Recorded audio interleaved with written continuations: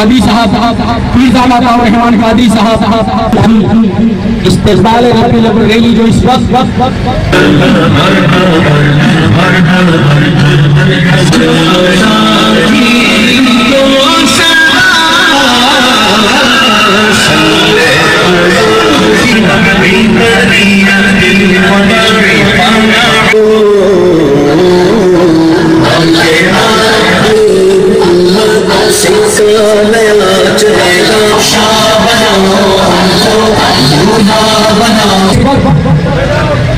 जारी रहने के बाद पीछे हटे सारे क़यादत से पीछे रहे सब